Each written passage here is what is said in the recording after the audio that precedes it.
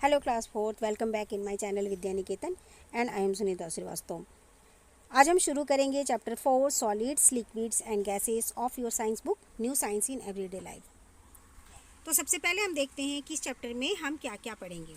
हम पढ़ेंगे इसमें स्टेट्स ऑफ मैटर, यानी मैटर के स्टेट के बारे में पढ़ेंगे, चेंज ऑफ स्टेट्स और मैटर के जो ये स्टेट्स हैं ये किस तरह से चेंज होते हैं इनके बारे में पढ़ेंगे, सॉल्यूट, सॉल्वेंट एंड सॉल्यूशन के बारे में पढ़ेंगे और सेपरेशन ऑफ सब्सटेंसेस, यानी कि जब सब्सटेंसेस एक या दो सब्सटेंसेस जब एक दूसरे के साथ मिक्सअप हो जाते हैं तो उनको हम किस तरह से सेपरेट कर सकते हैं उनके बारे में पढ़ेंगे। तो चलिए हम शुरू करेंगे अपना chapter. All things tech space and have मास। सभी चीज़ें अपने लिए जगह घेरती हैं और उनका कुछ द्रव्यमान होता है। द्रव्यमान का मतलब यानी मास का मतलब होता है द्रव्यमान। द्रव्यमान क्या होता है? किसी वस्तु का अपना वजन, अपना भार। और इंग्लिश में अगर हम कहें तो मास का मतलब होता है a large body of matter that have no definite shape, यानी वो एक पिंड के रूप में उन्हें हम कह सकते हैं। तो any substances that has mass and occupies space is called matter. तो कोई भी सब्सटेंस मैटर है जबकि वो अपने लिए जगह घेरता है या अपना उसका कोई वजन, कोई भार होता है। Solid, liquid and gas are the three states of matter. Solid, liquid और गैस ये तीनों ही स्टेट हैं किसी भी मैटर के, यानी जो मैटर होते हैं वो इन्हीं तीनों स्टेट्स में पाए जाते हैं। या तो वो सॉलिड यानी कि ठोस रूप में पाए जाते हैं, लिक्विड यानी द्रव या तरल रूप में पाए जाते हैं, या गैस के रूप में पाए जाते हैं। Identify the solid, liquid and gas in each example and then write them in the correct column to complete the table. यहाँ पर सॉलिड, लिक्विड और गैस की कुछ एग्जांपल्स हैं जिनको कि इस पिक्चर के थ्रू दिखाया गया है। तो आपको इसमें उन स्टेट्स को पहचाननी है, मैटर के उन स्टेट्स को तीनों ही स्टेट्स को पहचाननी है और इस कॉलम को पूरा करना है। तो सबसे पहला पिक्चर है, एक कप है, उसमें उसके अंदर चाय है और उसमें से स्टीम यानी भाप निकल रहा है। सेकेंड पिक्चर में देखिए बॉल है और बॉल में क्या है? Air field inside the ball, ball के अंदर एयर फील्ड है। नेक्स्ट है glass and the lead, glass है उसके ढक्कन है, इसके बाद स्ट्रॉ है और जूस है उसके अंदर। तो इन्हीं को हमने आइडेंटिफाई करना है कि कौन सा सॉलिड है इनमें, कौन लिक्विड है और कौन गैस है। और इस तरह से हमने इस कॉलम को, इस टेबल को पूरा करना है। चलिए शुरू करेंगे हम सबसे पहले पिक्चर को देखकर। तो सबसे पहले टी कप है और टी कप सॉलिड होगा तो हम यहाँ पे लिख देंगे tea cup, tea cup. Next T inside the cup, तो टी लिक्विड फॉर्म में होता है तो हम लिक्विड में लिख देंगे टी। इनसाइड द कप आप लिख लीजिएगा क्योंकि यहाँ इतनी स्पेस तो है नहीं। एयर, इसके बाद देखिए स्टीम है, स्टीम किस फॉर्म में है? स्टीम गैसियस फॉर्म में है तो स्टीम को हम गैस वाले कॉलम में लिख देंगे। तो यहाँ लिख देंगे हम STEAM। हो गया ये कंप्लीट। इसके बाद है हमारा सेकंड पिक्चर। तो सबसे पहले है बॉल, बॉल सॉलिड फॉर्म में है तो हम बॉल को सॉलिड वाले कॉलम में लिख देंगे। Air field inside the ball, air gaseous form में है तो उसको गैस वाले कॉलम में हम एयर लिख देंगे, AIR। Okay. Field inside the ball आप लिख लीजिएगा क्योंकि यहाँ पे स्पेस नहीं है। नेक्स्ट देखिए थर्ड पिक्चर में glass and the lead, glass and the lead ये सॉलिड में है तो हम लिख देंगे यहाँ पे glass, glass and lead, glass and lead. Okay, ये देखिए हो गया। इसके बाद है स्ट्रॉ, स्ट्रॉ भी सॉलिड फॉर्म में है तो यहाँ पे हम लिख देंगे स्ट्रॉ।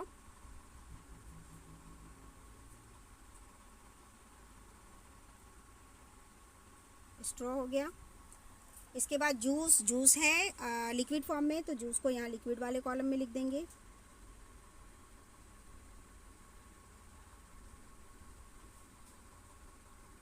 देखिए ये कॉलम हमारा पूरा हो गया। अब हम आगे बढ़ते हैं। States of matter. All matter or substances is made up of small particles. These particles are arranged in different ways in solid, liquid and gases. यानी स्टेट्स ऑफ मैटर के बारे में हम पढ़ने से पहले मैं आपको एक बात बता दूं कि जो मैटर होते हैं उनके 3 स्टेट्स होते हैं, सॉलिड, लिक्विड और गैसेस। और जो मैटर होते हैं ये सभी बहुत छोटे छोटे स्मॉल पार्टिकल्स के मिलने से बने होते हैं। यानी छोटे छोटे स्मॉल पार्टिकल्स का मतलब होता है छोटे छोटे कणों के मिलने से बने होते हैं। These particles are arrange in different ways in solid, liquid and gas. और ये जो पार्टिकल्स होते हैं इनका अरेंजमेंट सॉलिड, लिक्विड और गैस में बिल्कुल अलग अलग तरह का होता है। तो एक एक करके हम इनके बारे में पढ़ेंगे। सबसे पहले हम पढ़ेंगे सॉलिड के बारे में। तो आप देख सकते हैं यहाँ जो पार्टिकल्स हैं सॉलिड के अंदर ये सभी एक दूसरे से काफ़ी क्लोज हैं, देखिए, है ना। तो काफ़ी क्लोज हैं इनमें जो पार्टिकल्स। तो आइए हम सॉलिड के बारे में फिर से ज़्यादा पढ़ेंगे यहाँ पे। Solids are substances in which the particles are packed very close to each other. Solid are usually hard and have a fixed shape. Pencil, book, chair and marbles are example of solids. Solids ऐसे substance होते हैं जिनमें particles जो उनके होते हैं वो एक दूसरे से काफ़ी नज़दीक होते हैं। Solids are usually hard. Solids usually hard होते हैं and have फिक्स्ड शेप, और उनका एक निश्चित आकार भी होता है, जैसे कि pencil, book, chair and marbles are example of solid. ये सभी सॉलिड्स के एग्जाम्पल हैं। If you apply force some solid can change their shape. Example, dough can be rolled out into chapatis and interesting shape can be made out of clay. कभी कभी क्या होता है, किसी सॉलिड पर अगर हम फोर्स लगाएं तो उसके आकार में परिवर्तन हो जाता है। जैसे कि गुंदा हुआ आटा यानी कि डो पर जब हम फोर्स लगाते हैं तो उनको रोल आउट करके हम चपाती बना सकते हैं या पराठे बना सकते हैं। इसी तरह से क्ले से हम डिफरेंट शेप्स भी बना सकते हैं। Some solids on applying force can be bent और broken.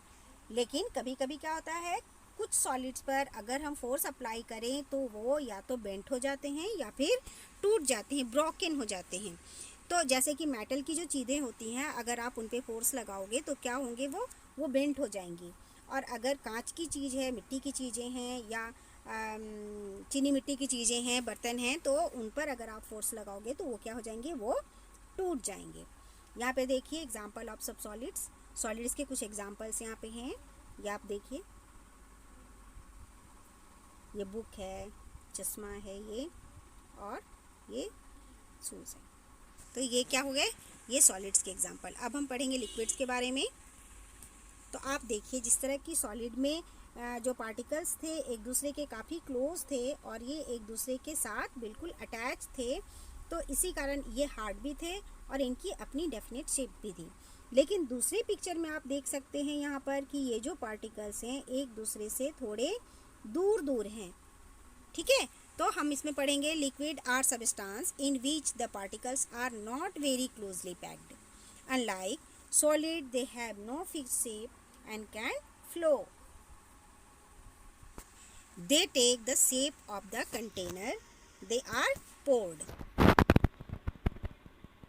poured into water, milk and juices are example of liquids। तो यहाँ हम पढ़ेंगे लिक्विड्स के बारे में। लिक्विड्स ऐसे सबस्टांस होते हैं जिनमें पार्टिकल्स एक दूसरे के पास नहीं होते, उनके पार्टिकल्स के बीच में गैप रहता है और वे थोड़े दूर दूर होते हैं। सॉलिड्स के विपरीत इनका कोई फिक्स्ड शेप भी नहीं होता और ये प्रवाहित हो जाते हैं या बह जाते हैं, या हम कह सकते हैं कि ये फ्लो हो जाते हैं। ये उस बर्तन का आकार ले लेते हैं जिनमें कि इनको डाला जाता है, जैसे कि वाटर, मिल्क एंड जूसेस, ये सभी इनके एग्जाम्पल्स हैं। If you pour some orange juice into a glass it will take the shape of the glass. अगर ऑरेंज जूस को हम ग्लास में डालते हैं तो ये ग्लास का शेप ले लेता है। And it will take the shape of ball. अगर इनको हम बॉल में डालते हैं तो ये बॉल का शेप ले लेता है। If you pour it into the ball it will take the shape of the ball. और अगर इन्हें हम बॉल में डालते हैं तो ये बॉल का शेप ले लेता है। Liquid can flow from one place to another and so are also called fluids. Liquid को छोड़ देने पर क्या हो जाता है, वो बह जाता है, इसीलिए उनको हम फ्लूइड्स भी कहते हैं।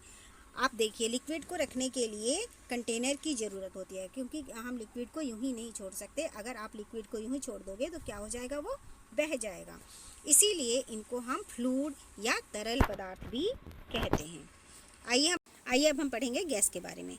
तो देख सकते हैं आप कि सॉलिड में जो पार्टिकल्स थे वो एक दूसरे से काफ़ी क्लोज थे। देखिए यहाँ पे जो सॉलिड्स के जो पार्टिकल्स हैं ये एक दूसरे से काफ़ी नज़दीक हैं, और यही कारण है कि इनका एक फिक्स्ड शेप होता है। लिक्विड में आप देखिए कि ये जो पार्टिकल्स थे वो एक दूसरे से थोड़े दूर दूर हैं, ठीक है। और गैस में आप देख सकते हैं कि जो इनके पार्टिकल्स हैं वो एक दूसरे से काफ़ी दूर हैं।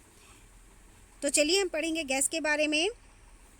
Gas are substances in which the particles are very loosely packed. They too have no fixed shape. Unlike liquids, they occupy all the available space in a container. Air and cooking gas are example of gases. Air is actually a mixture of gases such as oxygen, nitrogen and carbon dioxide.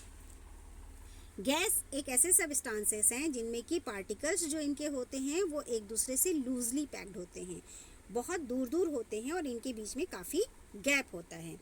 They too have no fixed shape, यही कारण है कि इनका कोई निश्चित आकार नहीं होता। Unlike liquids they occupied all the available space in a container. Unlike liquids का मतलब होता है लिक्विड्स के से थोड़ा अलग ये अपने कंटेनर में जितने भी अवेलेबल स्पेस होते हैं उनको ये घेर लेता है। Air and cooking gas are example of gases. Air यानी कि हवा और कुकिंग गैस जो रसोई गैस होती हैं जिनका इस्तेमाल हम घर में करते हैं खाना बनाने के लिए, ये गैस के एग्जाम्पल हैं।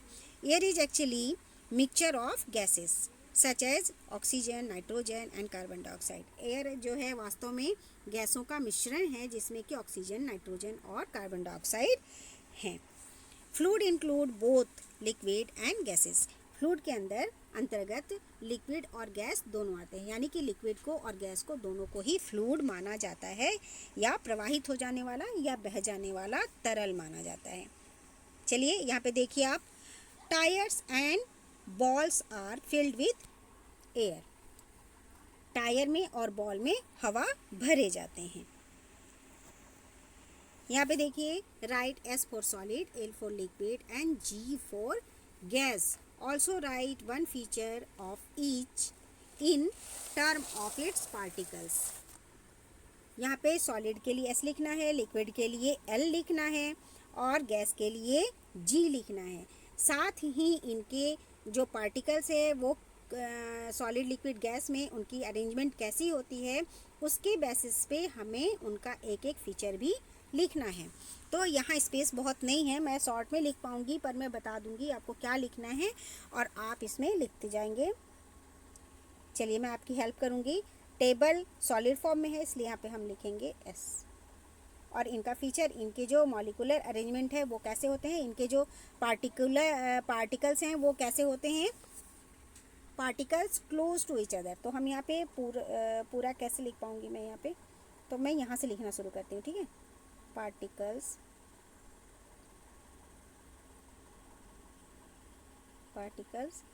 क्लोज टू ईच अदर, आप लिख लेंगे यहाँ पे to each other, OTHER, particles close to each other. Next है ऑरेंज जूस, ये है लिक्विड, तो लिक्विड के लिए हम एल लिखेंगे।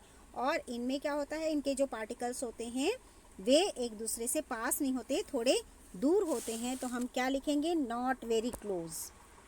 पार्टिकल्स नॉट वेरी क्लोज, ये आप लिखिए, मैं सिर्फ यहाँ पे लिख दूंगी not very close, not close,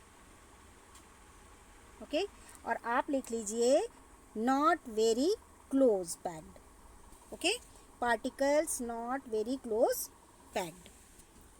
next है नंबर 3, ये मिल्क है और मिल्क के लिए भी हम एल लिखेंगे और इसके लिए भी हम लिख देंगे not very close. Particles not very close लिख दीजिए, पार्टिकल्स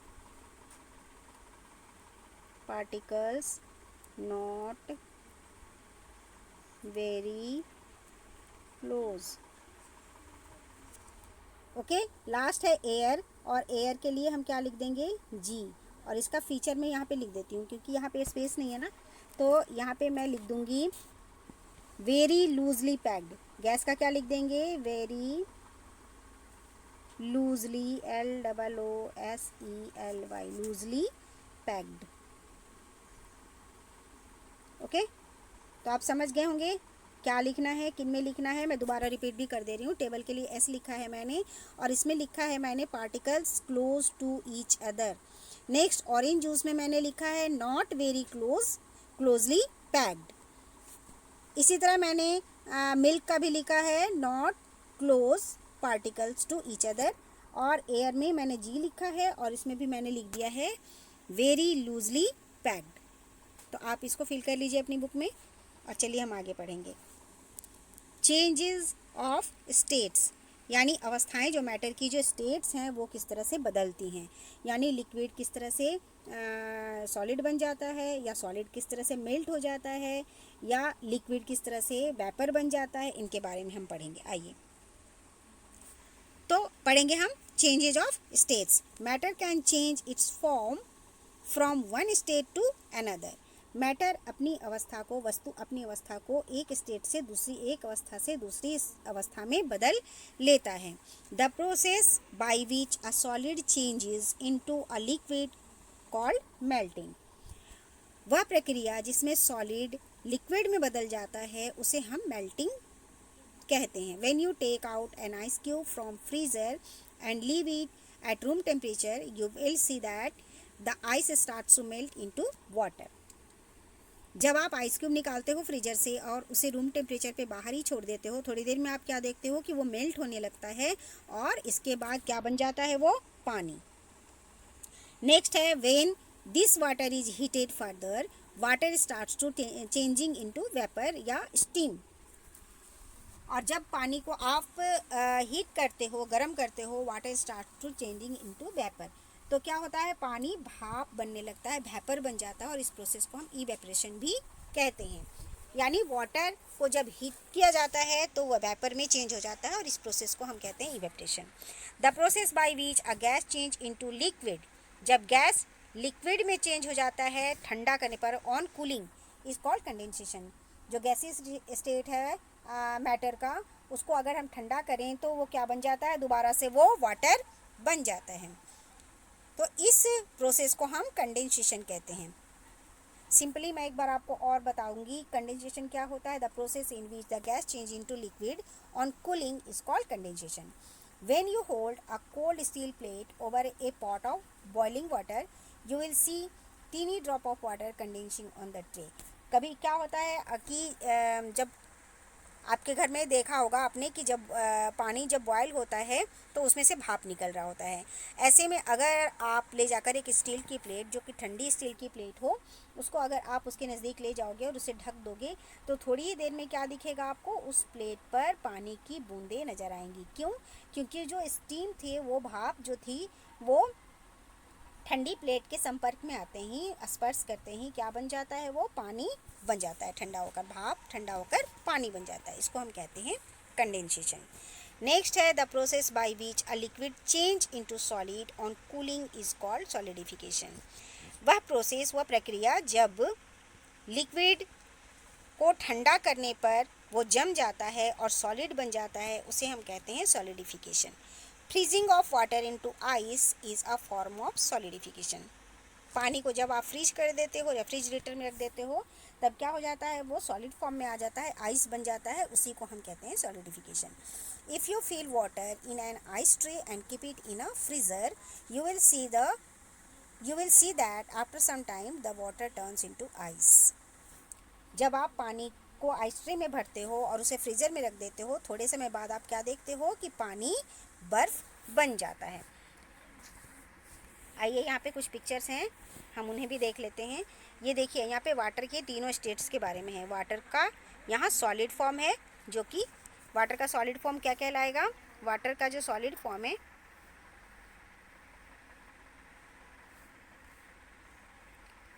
वाटर की सॉलिड फॉर्म को हम क्या कहेंगे,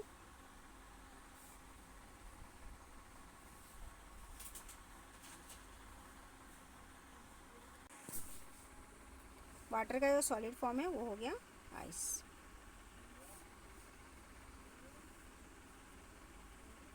वाटर का सॉलिड फॉर्म हो जाता है आइस। इसी तरह आप देखिए वाटर का जो लिक्विड फॉर्म है वो वाटर है। वाटर का लिक्विड फॉर्म क्या कहलाएगा? वाटर।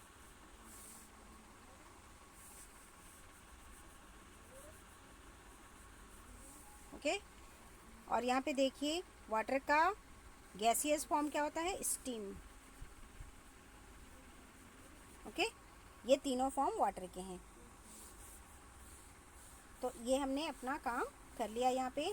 आइए एक एक्टिविटी है उसको भी करेंगे हम।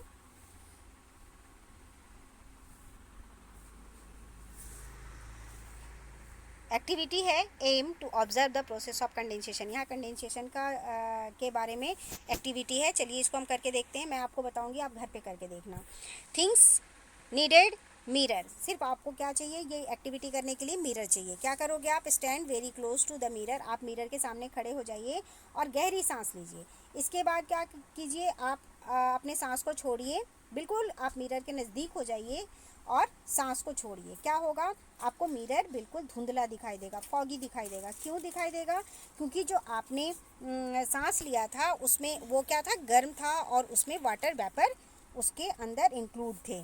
तो जो वाटर वेपर, गर्म वाटर वेपर थे, वो ठंडे मिरर के संपर्क में आते ही कंडेंस हो गए और वाटर ड्रॉपलेट्स में वो चेंज हो गए। तो इसी कारण जो मिरर है वो आपको कैसा दिखाई देने लगता है? वो आपको फॉगी या धुंधला दिखाई देने लगता है। नेक्स्ट है solute, solvent and solution. A solution is formed when two or more substances mix together such that they are evenly distributed. Solution तब बनता है जब दो या दो से अधिक सब्सटेंस को एक साथ मिलाया जाता है जो कि समान रूप से वितरित होती हैं। Substance that dissolve is called solute. जो सबस्टांस घुलता है उसको हम सॉल्यूट कहते हैं। The substance in which the solute dissolve is called solvent. और जिनमें सॉल्यूट घुलता है उन्हें हम सॉल्वेंट कहते हैं। और solute and solvent together form a solution. और सॉल्वेंट और सॉल्यूट दोनों मिलकर सॉल्यूशन बनाते हैं। If we add salt to water the water turns salty. जब आप पानी में नमक को मिलाओगे तो क्या हो जाएगा? पानी नमकीन हो जाएगा। In the same way we can add sugar to warm milk and observe what happens. जब आप गर्म दूध में चीनी मिलाओगे तो मीठा दूध बन जाएगा। You will see that both the case the salt and the sugar mix with the liquid and dissolve in it. आपने दोनों केसेस में क्या देखे कि सॉल्ट और शुगर जब मिलाया जाता है mix with the liquid and dissolve in it, वो पूरी तरह से उसके अंदर घुल जाते हैं।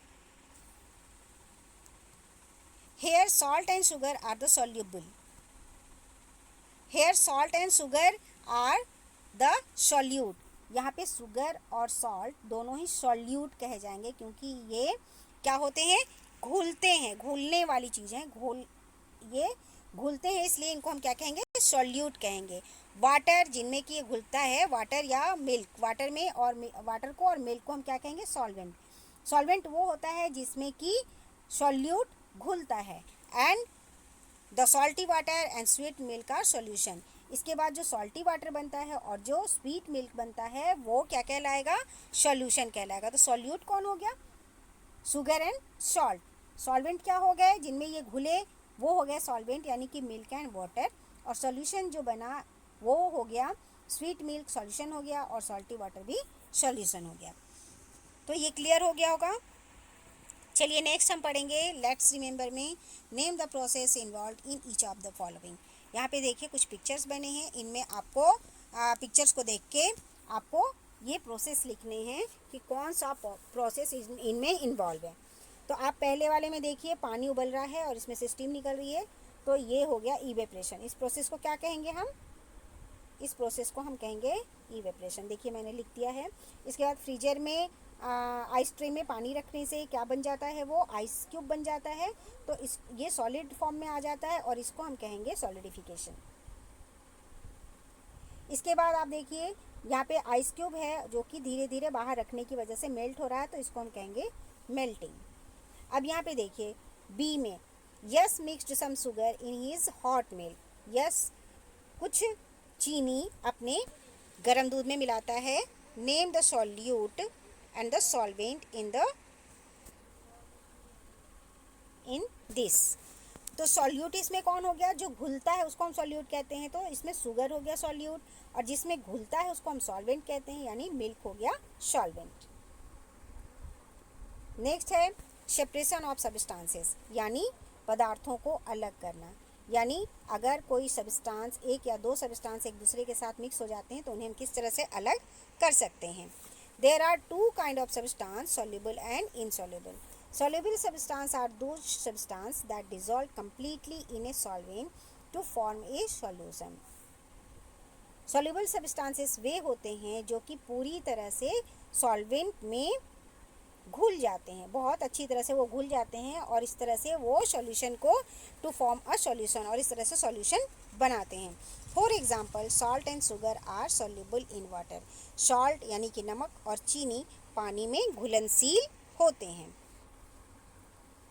सॉल्युबल सब्सटेंसेस का मतलब ही होता है घुलनशील पदार्थ। वे पदार्थ घुलनशील होते हैं जो पूरी तरह से घुल जाते हैं। तो नमक और चीनी दोनों ही पानी के साथ घुलनशील या सॉल्युबल सब्सटेंस हैं। इनसॉल्युबल सब्सटेंस क्या होते हैं, अघुलनशील पदार्थ होते हैं ये। और इनके बारे में देखिए, इनसॉल्युबल सब्सटेंसेस आर दो substance that do not dissolve completely in a solvent. Solvent में जो पूरी तरह से डिसॉल्व नहीं होते उन्हें इनसॉल्युबल सब्सटेंसेस कहते हैं, यानी कि अघुलनशील तत्व कहते हैं इन्हें। इनके एग्जाम्पल हैं sand, chalk. Sand and chalk are insoluble in water. Sand यानी कि रेत और चॉक पानी में अघुलनशील हैं या इनसॉल्युबल हैं। There are many ways in which we can separate substances from a solution. बहुत सारे तरीके हैं जिससे कि हम सेपरेट कर सकते हैं सब्सटेंसेस को सॉल्यूशन से। Soluble substances can be separated bye heating the solution. Soluble substances को एक दूसरे से अलग करने के लिए हमें उन्हें गर्म करना पड़ता है। For example salt can be separated from the salt solution by heating the salt solution. Water evaporates on heating and the salt particles are left behind. अगर सॉल्ट सॉल्यूशन आपके पास है तो उनको आप सेपरेट करने के लिए क्या करेंगे, उनको गर्म करेंगे। गर्म करने से क्या होगा, थोड़ी देर में पानी भाप बनकर उड़ जाएगा और बर्तन में नमक बच जाएगा। Insoluble substances can be separated from a solution by process of filtration and sedimentation and decantation. Insoluble substances यानी कि अघुलनशील तत्व जो भी हैं उनको हम अलग करने के लिए कौन कौन से प्रोसेस अपनाते हैं, फिल्ट्रेशन, सेडिमेंटेशन और डिकेंटेशन। फिल्ट्रेशन क्या होता है, in filtration a solution containing insoluble substances is passes through a filter paper। तो फिल्ट्रेशन में क्या होता है, इसमें जो प्रोसेस है, जो फिल्टर पेपर होता है उसके थ्रू हम इनसॉल्युबल सब्सटेंसेस को पास करते हैं, जिसके थ्रू हमें क्लियर वाटर मिल जाता है, और जो इनसॉल्युबल सब्सटेंसेस है वो फिल्टर पेपर में रुक जाते हैं। ऑन डूइंग सो, ऐसा करने पर the liquid passes through the filter paper while the insoluble substances gets retained on the filter paper. ये मैंने आपको बता ही दिया। For example sand and water can be separated by the filtration. अगर रेत और पानी मिक्स हो गए हैं तो आप फिल्ट्रेशन के थ्रू उन्हें सेपरेट कर सकते हैं, अलग अलग कर सकते हैं। यहाँ देखिए फिल्टर पेपर क्या होता है, फिल्टर पेपर एक तरह का छन्ना पत्र होता है जो गोल होता है, ठीक है। तो इसको ना फोल्ड करके इस तरह से बनाया जाता है कोन शेप में, और इसके अंदर सैंड और वाटर का इनसॉल्युबल सब्सटेंसेस जो एक दूसरे के साथ मिक्स हैं उनको क्या किया जाता है, धीरे धीरे इसके थ्रू पास किया जाता है। तो जो इनसॉल्युबल सब्सटेंसेस हैं वो इस फिल्टर पेपर में रुक जाते हैं और क्लियर वाटर आपको मिल जाता है। चलिए आगे पढ़ेंगे हम। An example of filtration used at home is the separation of tea leaves from T using a strainer. Filtration का और एक उदाहरण आपको अपने घर में ही देखने को मिल जाएगा, जब चाय से चाय की पत्ती को छन्ने में अलग किया जाता है। During sedimentation the liquid is left undisturb for some time. Sedimentation में क्या होता है कि लिक्विड को, जिसमें कि इनसॉल्युबल सब्सटेंसेस मिक्स होते हैं, उनको थोड़ी देर के लिए डिस्टर्ब किए बिना छोड़ दिया जाता है। इससे क्या हो जाता है, जो हैवी इनसॉल्युबल सब्सटेंसेस हैं वो उस बर्तन के बॉटम में जमा हो जाते हैं और यही प्रोसेस सेडिमेंटेशन कहलाता है।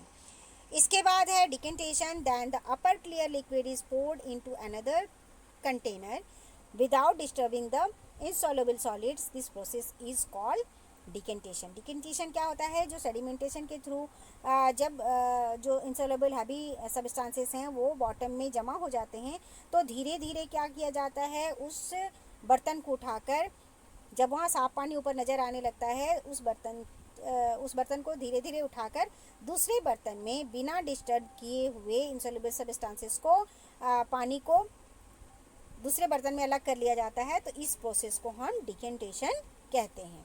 Mud and water can be separated bye sedimentation and decantation.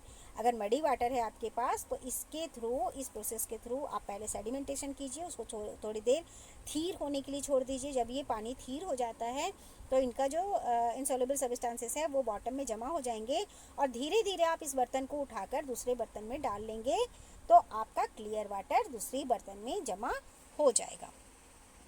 तो मैं आशा करती हूँ आपको ये दोनों ही फिल्ट्रेशन, सेडिमेंटेशन और डिकेंटेशन अच्छी तरह से समझ आ गया होगा। आइए लेट्स रिमेंबर में देखते हैं। Give one word for the following substances that completely dissolve in solvent called soluble substances. Number 2, substances that do not completely dissolve in solvent is called insoluble substances. Number 3, the process in which insoluble substances settle down, तो sedimentation हो जाएगा. Number 4, the process in which solution containing insoluble substances is passed through a filter paper, filtration हो जाएगा. Next है write S for soluble and I for insoluble in water. शैंड क्या है, water में soluble है कि इंसॉल्युबल है तो आई लिख देंगे. सॉल्ट वाटर में सॉल्युबल है तो एस लिख देंगे. शुगर सॉल्युबल है एस लिखेंगे और स्टोन इनसॉल्युबल है वाटर के साथ तो आई लिख देंगे.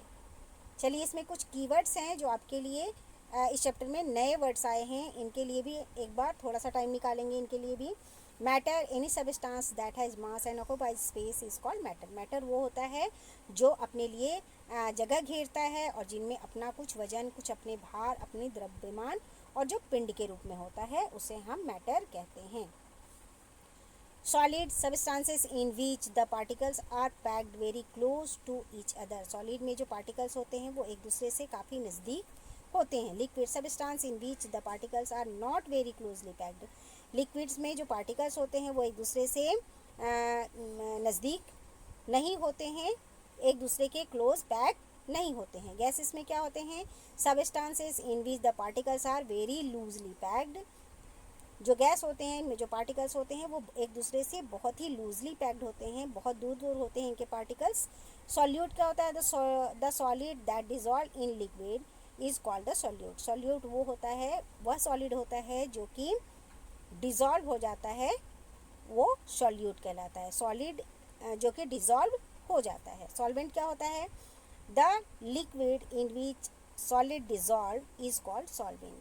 लिक्विड वो होता है, सॉल्वेंट वो होता है, वो लिक्विड होता है जिसके अंदर सॉलिड डिज़ोल्व हो जाता है, उसे हम कहते हैं सॉल्वेंट. सॉल्यूशन क्या होता है, the liquids obtain when a solute dissolve in a solvent is called the solution. Solution तब होता है जब सॉल्यूट और सॉल्वेंट एक दूसरे में मिलकर जो बनाते हैं उसे हम कहते हैं सॉल्यूशन. सॉल्युबल सबस्टांसेस क्या होते हैं, substances that dissolve completely in a solvent to form a solution. Soluble substances जो पूरी तरह से घुल जाते हैं, कम्प्लीटली घुल जाते हैं, उनको हम कहते हैं सॉल्युबल सबस्टांसेस. इनसॉल्युबल सबस्टांसेस वे होते हैं substances that do not dissolve completely, जो पूरी तरह से नहीं घुलते सॉल्वेंट में, उनको इनसॉल्युबल सबस्टांसेस कहते हैं. Melting, the process by which a solid changes into liquid. Melting वो प्रोसेस होता है जिनमें सॉलिड चेंज होकर लिक्विड बन जाता है. इवेपोरेशन क्या होता है, the process by which a liquid change into vapour. जिसमें लिक्विड वेपर में बदल जाता है उसको हम इवेपोरेशन कहते हैं. Condensation, the process by which a gas change into liquid on cooling. जब गैस चेंज होकर लिक्विड बन जाता है ठंडा करने पर तो इस प्रोसेस को हम कंडेंसेशन कहते हैं. Solidification, the process in which liquid change into solid on cooling. जब लिक्विड चेंज होकर सॉलिड बन जाता है ठंडा करने पर तो हम उसे सॉलिडिफिकेशन कहते हैं. Sedimentation the process by which insoluble substance settle down. Sedimentation वो होता है जिसमें इनसॉल्युबल हैवी सब्सटेंसेस को थोड़ी देर के लिए छोड़ देने पर वो सेटल डाउन हो जाता है बॉटम में, उसे हम कहते हैं सेडिमेंटेशन। अब हम इस चैप्टर की समरी करेंगे। Matter is made up of small particles. मैंने आपको चैप्टर में बताया था कि सभी मैटर स्मॉल पार्टिकल्स के मिलने से बने हैं, छोटे छोटे कणों के मिलने से मैटर बनते हैं। Matter exist in 3 state, solid, liquid and gas. Matter can change from one state to another. Matter एक स्टेट से दूसरे स्टेट में बदल सकता है। A solution is formed when 2 or more substances mix together such that they are evenly distributed। विस्तारित रूप से जो सॉल्यूशन है वो एक या एक से अधिक चीज़ों के मिलने से बनता है। एक या एक से अधिक चीज़ों का आपस में मिल जाने की वजह से सॉल्यूशन बनता है। इसके बाद है soluble substances can be separated from a solution by evaporation। soluble substances को evaporation के थ्रू हम सेपरेट कर सकते हैं। insoluble substances can be separated from a solution by filtration and sedimentation and decantation। insoluble substances जो हैं वो filtration के थ्रू, सेडिमेंटेशन के थ्रू और डिकेंटेशन के थ्रू सेपरेट किए जा सकते हैं। तो इस तरह से हमारा ये चैप्टर यहाँ ख़त्म होता है। मुझे आशा है कि आपको चैप्टर अच्छी तरह से समझ में आ गया होगा। तो आप इसे एक बार में अगर नहीं समझ पा रहे हैं तो आप दोबारा से देखिए वीडियो को। इसके बाद आप घर पे रहिए, सुरक्षित रहिए, अपनी पढ़ाई कीजिए, पढ़ाई को बिल्कुल भी नहीं छोड़िए। एडिशनल पढ़ाई में आप एक एक पेज हिंदी इंग्लिश की राइटिंग कीजिए, 2 to 20 टेबल रोज़ लिखिए और अपनी पढ़ाई को इम्प्रूव कीजिए। बेस्ट ऑफ लक बच्चों। थैंक यू बच्चों एंड बाय बच्चों।